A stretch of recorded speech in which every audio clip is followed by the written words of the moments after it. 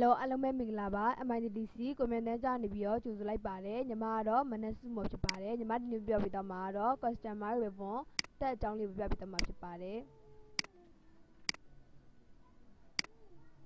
ဒီပြပြပေးတဲ့အတွက်အရင်ဆုံး page လေးရက်ကနေပြီးတော့စာရေးတွေ့ယူထားပါမယ်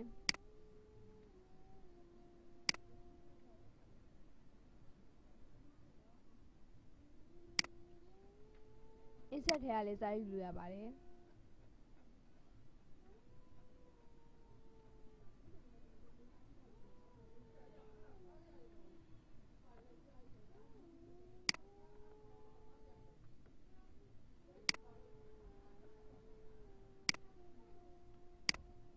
ယူပြီးတော့ရှင်တော့ဒီညာတက်ပါလေးကိုအကုန်လုံးလိုက်ဖြောက်ပါမယ်ဖြောက်မယ်ဆိုလို့ရှိရင်တော့ file ကနေပြီးတော့ option ဝင်လိုက်ပါမယ် option ထဲမှာ customer ribbon နှိပ်လိုက်ပါမယ်နှိပ်ပြီးတော့ရှင်တော့ဒီညာလေးမှာရှိရဲ့ဒီကောင်လေးကိုအမှန်ချစ်ကိုလိုက်ဖြုတ်ပေးမယ်အမှန်ချစ်လေးကိုလိုက်ဖြုတ်ပေးပါမယ်အမှန်ချစ်လေးကိုလိုက်ဖြုတ်လိုက်မယ်ဖြုတ်ပြီးတော့ရှင်တော့ဒီညာလေးမှာ okay ကိုနှိပ်ပေးလိုက်ပါနှိပ်ပြီးဆိုတာနဲ့ဒီညာလေးမှာရှိရဲ့ဘားလင်းလန်းတွေကကုန်ပြောက်သွားပြီဖြစ်ပါတယ် file တစ်ခုပဲကျန်ခဲ့ပါတယ်တကယ်လို့ဒီဟာကိုပြန်ပြီးတော့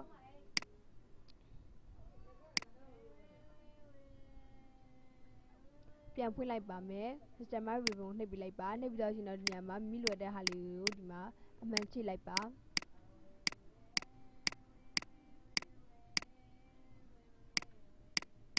မြလုပ်ပြီးတော့ရှင်တော့ okay ကိုနှိပ်ပေးလိုက်ပါနှိပ်ပြီးတော့ရှင်ဒီမှာ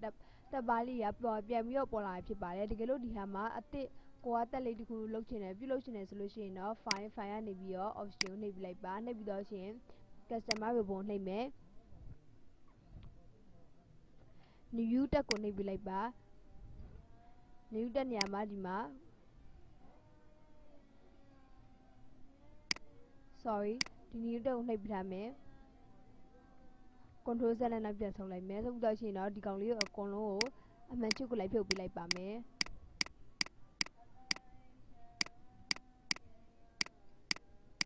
ဖြုတ်ပြီးတော့ရှင်တော့ okay ကိုနှိပ်ပေးလိုက်ပါနှိပ်ပြီးတော့မှနေမှာ file နေရာလာမယ်လာပြီးတော့ရှင် option နောက်တစ်ခါ customer ribbon နှိပ်ပေးလိုက်ပါနှိပ်ပြီးတော့ရှင်တော့ new တက်ကိုနှိပ်မယ်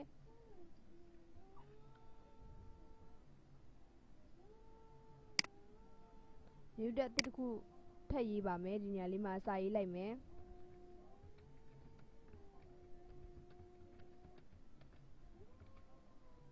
မရေးပြီးတော့ okay ကိုနှိပ်ပေးလိုက်ပါ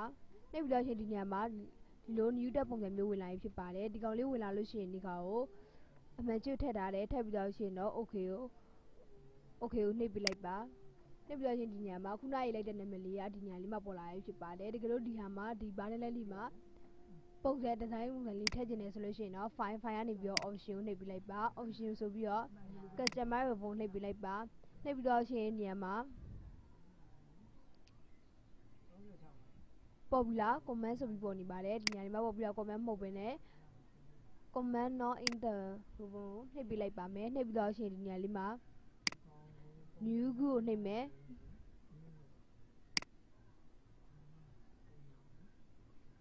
5 star ဆိုပြီးဒီကောင်လေးနှိပ်ပြီးတော့ app ကိုနှိပ်ပေးလိုက်ပါနှိပ်ပြီးတော့ဒီနေရာလေးမှာဝင်လာပြီဖြစ်ပါတယ်ဝင်လာပြီဆိုလို့ရှိရင်တော့ဒီကောင်ကိုကလစ်ထောက်လိုက်မယ် sorry ကလစ်ထောက်ပြီးကလစ်မထောက်ခင်ဒီကောင်ကို select မှတ်ပြီးတော့ရှင်တော့ rename ကိုနှိပ်ပေးလိုက်ပါနှိပ်ပြီးတော့ရှင်ကိုကြိုက်နေတဲ့ပုံစံကိုရွေးပေးလို့ရပါတယ်ရွေးပြီးတော့ဒီကောင်လေးကိုရွေးမယ်ပုံစံလေးရွေးပြီးတော့ရှင်တော့ okay ကိုနှိပ်ပေးလိုက်ပါနှိပ်လိုက်ကိုရေးလိုက်နေရာလေးကဒီနေရာလေးမှာဝင်သွားပြီဖြစ်ပါတယ်ဝင်သွားပြီဆိုလို့ရှိရင်ဒီကောင်ကို okay ကိုနှိပ်ပေးလိုက်မယ်နှိပ်ပြီးတော့ရှင်ဒီမှာ5 star ဆိုပြီးတော့ဒီနေရာလေးကိုဒီကောင်လေးကိုနှိပ်ပြီးတော့ရှင်ဒီမှာ star ပုံစံလေးပြလာပါတယ်ဒါကြောင့်ခါရဲပုံဆွဲလိုက်ပြီဆိုတာနဲ့ format box လေးကကြာလာတာပဲဖြစ်ပါတယ်ဒီကောင် control Z လေးနဲ့နောက်ပြန်ဆုပ်လိုက်မယ်ဆုပ်ပြီးတော့ရှင်တော့နောက်ထပ်ပုံစံလေးထည့်ထည့်ပါမယ် file ကနေပြီးတော့ option ကိုသွားလိုက်ပါ option ကနေပြီးတော့ customer ribbon သွားလိုက်မယ်ညလေးမှာနောက်ထပ်ပုံစံလေးတစ်လေးထပ်ထည့်ပါမယ်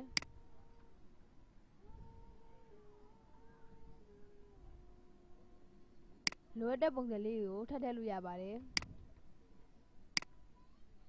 ကောင်လေးကို app လုပ်လိုက်မယ်ကောင်လေးကိုလည်း app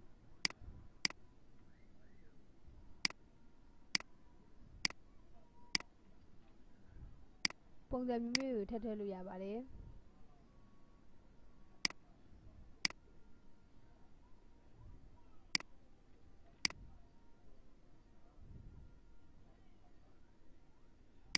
ဘောရရဲ့ shading ကိုလည်းထည့်လိုက်မယ် brightness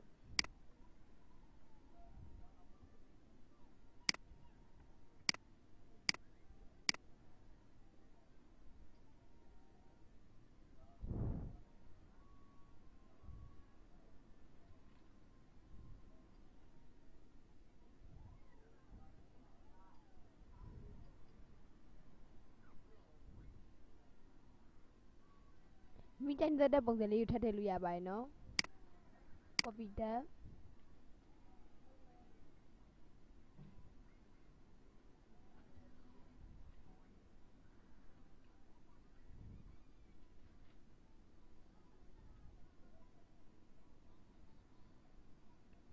ညမှာ insert drawing ဆိုရရည်ရထည့်လိုက်ပါမယ်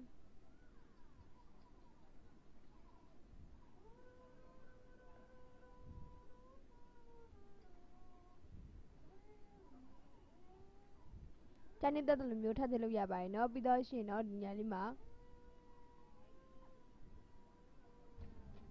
ဒီလိုရတဲ့ဟာလေးကိုထည့်လိုက်မယ်ဒီကောင်နှိပ် app ကိုနှိပ်ပြီးလိုက်ပါ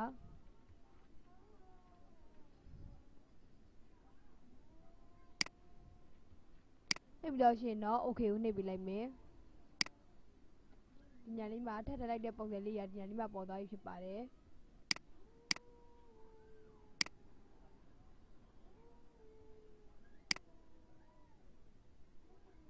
ဒီကောင်လေးကနေပြီးတော့စာရွက်ယူရပုံစံမျိုးစာရွက်တစ်ခုလိုယူလိုက်ပါမယ်โอเคဒီမှာစာရွက်အတွက်ရလိုက်ဖြစ်ပါတယ်စာရေးကြည့်ပါမယ်ရေးမဲ့နေရာမှာကလေးတစ်ချက်ချလိုက်ပါ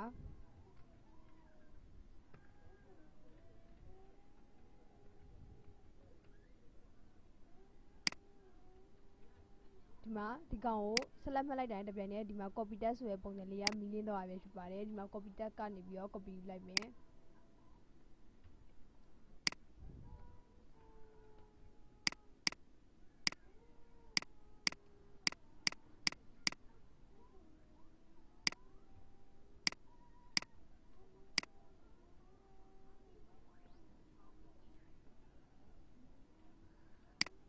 ညာလေးမှာပေးချတဲ့ပုံစံလေးကိုထပ်သွင်းပါမယ် file ကနေပြီးတော့ option ဆိုပြီးတော့ဒီကောင်လေးမှာ customize ဘုံနှိပ်လိုက်မယ်နှိပ်ပြီးတော့ရှင်ဒီ home ဟာလေးကိုမှန်ချစ်ကိုချစ်ထားလိုက်ပါမယ်ပြီးတော့ရှင်တော့ okay ကိုနှိပ်ပေးလိုက်ပါနှိပ်ပြီးတော့ရှင်ဒီမှာ home လေးပေါ်လာပြီဆိုလို့ရှိရင် copy ယူလိုက်မယ်ယူပြီးတော့ရှင်တော့ copy ယူ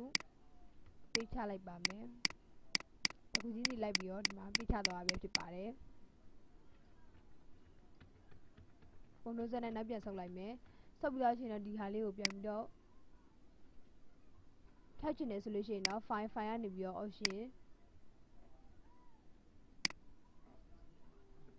ဒီကောင်လေးအမှန်ချစ်ကိုဖြုတ်ပေးလိုက်ပါဖြုတ်ပြီးလိုက်ပြီဆိုလို့ရှိရင်တော့ okay ကိုနှိပ်လိုက်ပြီဆိုတော့ဒီညာလေးမှာခုနသတ်မှတ်ထားတဲ့ပုံစံလေးကပျောက်သွားပြီဖြစ်ပါတယ်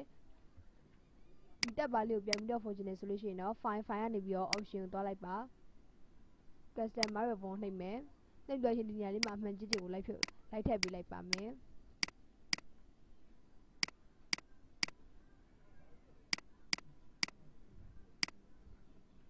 ထပ်ပြီးတော့ရှင်တော့ okay ကိုနှိပ်ပေးလိုက်ပါဒါဆိုရင်ဒီမှာတက်ပါလေးကပေါ်လာပြီဖြစ်ပါတယ်ဒီကောင်ကကျတော့ခုနကညီမတို့ပြုလုပ်လိုက်တဲ့ customize ပုံစံမျိုးလိုပါဒီလိုဒီဟာနောက်ထပ်တစ်ခါတစ်ထပ်ပြုလုပ်ချင်တယ်ဆိုလို့ရှိရင်တော့ file ကနေပြီးတော့ option သွားလိုက်ပါ option သွားပြီးတော့ဒီနေရာလေးမှာခုနကလုပ်ပြသလိုမျိုးပဲအတစ်တစ်ခုပြုလုပ်မယ်ဆိုလို့တော့ new tab ကနေပြီးတော့ဒီနေရာလေးမှာဒီကောင်နှိပ်ပြီးတော့ရှင်rename ဆိုတဲ့နေရာလေးမှာနာမည်ပေးအခုနလိုမျိုးနာမည်ပေးပြီးတော့ကိုဘာသာကိုလုပ်ကြည့်လိုက်ပါပြီးတော့ပုံစံလေးတွေကိုကြာတော့ဒီနေရာလေးမှာပေါ့နော် popular comment ဆိုပြီးတော့ comment not interwoven ဆိုတဲ့အထဲမှာမိတက်တဲ့ပုံစံလေးလိုအပ်တဲ့ပုံစံလေးကိုဒီနေရာလေးမှာတွက်ထည့်လို့ရပါတယ်တကယ်လို့ဒီဟာကိုထည့်မယ်ဆိုလို့ရှိရင်တော့ဒီကောင်လေးမှာ new group ဆိုတဲ့ဟာလို့နှိပ်ပြရမှာဖြစ်ပါတယ်နှိပ်ပြီးတော့ရှင်မိမိဘယ်ဟာလေးကိုအစားယူမယ်ဥမာဒီကောင်လေးကိုယူမယ်ဆိုလို့ရှိရင် 5 point star ကိုနှိပ်ပြီးတော့ app ကိုနှိပ်ပြရမှာဖြစ်ပါတယ်ပြီးတော့ရှင်တော့ okay ကိုနှိပ်ပေးလိုက်ပါဒီကောင်လေးကိုပြန်ပြီးတော့ ပြန်ဖြတ်ချင်တယ်ဆိုလို့ရှိရင်တော့ file ကနေပြီးတော့ option ကိုနှိပ်ပြီးလိုက်ပါ option ဆိုပြီးတော့ customize ribbon နှိပ်ပြီးလိုက်ပါနှိပ်ပြီးတော့ရှိရင်တော့ဒီကောင်ကိုပဲ click ထောက်ပြီးတော့ remove ကိုနှိပ်ပြီးလိုက်ပါဒါဆိုရင်ခုနလောက်ထားတဲ့ပုံစံလေးကပြတ်သွားပြီဖြစ်ပါတယ်ဒါကကြောင့် customize ribbon လုပ်တာပဲဖြစ်ပါတယ်ဒါဆိုရင်ဒီကောင်လေးကိုလုပ်တတ်ပြီလို့ထင်ပါတယ်နော်ဒီသင်ခန်းစာလေးကိုကြိုက်နေတတ်တယ်ဆိုလို့ရှိရင်တော့ like and subscribe လေးလုပ်ထားပေးပါဦးနော်ကြည့်ရှုပေးရတဲ့အတွက်လည်းအားလုံးကိုကျေးဇူးတင်ပါတယ်